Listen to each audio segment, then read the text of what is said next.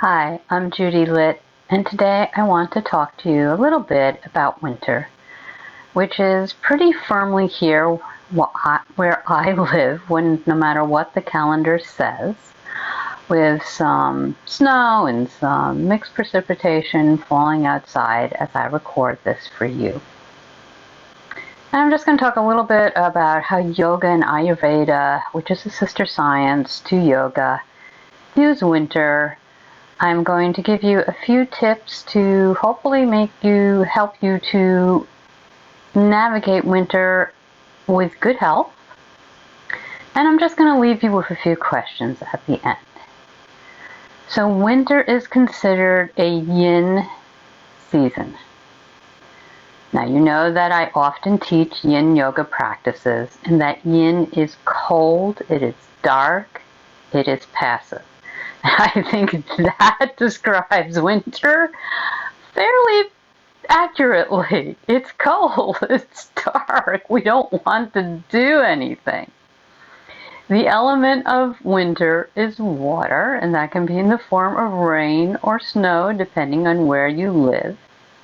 And you can perhaps take this to mean go with the flow, especially around this time of the year, around the holidays, where all sorts of things crop up, and we can get inertia from the season, and we don't want to do any of that, or we just get tense because things crop up and we're not ready for it. And I totally get that, because I've had a lot of things crop up in my life lately. It is also considered a kapha season, according to Ayurveda, with undertones of vata. So what does that mean? Now, I will be the first to tell you I have some training in Ayurveda, but not a lot. I am not an expert. There are experts out there. If you want to go deeper into Ayurveda, I can certainly recommend some books that I like. I've read a lot of books in Ayurveda. So kapha is, when it's balanced, it is grounded. It feels heavy. And the vata undertones are cold and dry. So, and this depends where you live as well. Of course, there are places in the southern hemisphere where they're not in winter, they're in summer, they're moving into summer. And if you live in the southern states, as I did for a long time, it's not quite the same either. So that is kind of both the beauty and the frustrating thing about Ayurveda, that it is individual to you, to your particular constitution, as they call it, dosha, to how you feel that day, whether you live in the city, whether you live in the country, so on and so forth. I'm just giving you little tidbits here. And I'd like to share with you a few tips that might help you navigate through this season and hopefully stay healthy. One is the foods to eat. So now is not the time to be chowing down on a really big raw salad, because it's cold out. And Ayurveda says like increases like. So cold season, you eat cold food, you're going to get out of balance most likely. Of course, salad in moderation is fine. So warm, oily, we need a little more insulation in the winter. Well-spiced food, things like cinnamon and cardamom, cumin, what else? A little bit of chili powder, warming spices, basically. The other things to concentrate on, and they should be easy to find at this time of year, are root vegetables, things like beets, onions, garlic, carrots, sweet potatoes, that sort of thing. And also for your drinks, you want to be drinking something warm most of the time.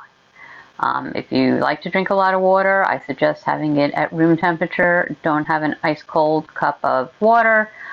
And winter is generally not the time for smoothies. We don't want to be throwing ourselves out of balance by consuming very cold drinks in a very cold season. So warm drinks, it's also the time when we move to a lot of soups. Ayurveda generally says have your largest meal in the middle of the day and have a light supper. It will vary again from person to person. That's something that I have been moving towards for a long time. And so I have a lot of soups for dinner in the winter. At the first sign of anything going on with your throat, and even as a preventative, you can gargle, of course. Everybody is familiar with gargling. And you can also put a little turmeric into your gargle, and that may help. Another thing you can do is oil your nose. And I know for some that may sound absolutely disgusting, and to someone who's not familiar with it, it may sound just a little odd. I've been doing this for a couple of years again. I live in a very cold, dry climate in the winter. Everything dries out. The skin dries out. Your nose dries out. I get nosebleeds occasionally from my dry nose. So there are oils sold. One good place to look is Banyan Botanicals, and you can get that on Amazon as well. I will try to remember to link that up below here. And so they sell oils that are meant to be used in your nose, and you put a few drops and you tip your head back a little bit, and you take your finger and you take both fingers, put them in your nostrils, and you sniff. And eventually just sniff a few times, and you should begin to kind of feel that oil trickling back into your throat. And you can also just kind of move your fingers around, getting the oil around the nostrils. I know we've been told since we were little kids, don't stick your finger in your nostrils. I can tell you I've been doing this for a couple of years. I find it to be helpful. I actually find it to feel good because my nose is so dry. Another thing that I personally don't do, but a lot of people swear by it, is a neti pot. And it's become very common these days, and you've probably seen them. Basically, it's a pot, and you pour water into one nostril, and so on and so forth. Like I said, I personally have not used that yet. Okay, those are pretty much. Oh, one last tip. Winter is the season to go inward, and I think a lot of people get so frustrated with winter because they're trying so hard not to. They don't like to sit with themselves. They don't like to sit with their thoughts. But winter is a natural time to go inward. If you don't meditate, now is a great time to start. I have lots of meditations on this channel. I have lots of really short ones, and then I have some longer ones. And I will also link up meditation for this season after this video. So I just want to leave you with a couple of questions for you to consider as you're moving through the holidays and into the new year. So instead of resolutions, maybe think about, how do you want to feel in 2022? So that's a great question to meditate on, to ponder, to journal on. And you can take it one step further. I don't really have any meditations for this. Maybe I'll work one up. You can meditate and visualize feeling that way. So it kind of falls into the fake it till you make it category. And then finally, I want you to think about and perhaps meditate on, how can you bring light into the darkness? Because it is a very dark time of year. Again, it's dependent on where you live.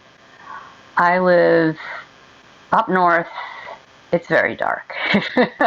It's dark at 7 o'clock in the morning. It gets dark around 4:30 in the afternoon. It can feel a little depressing. I am not going to lie.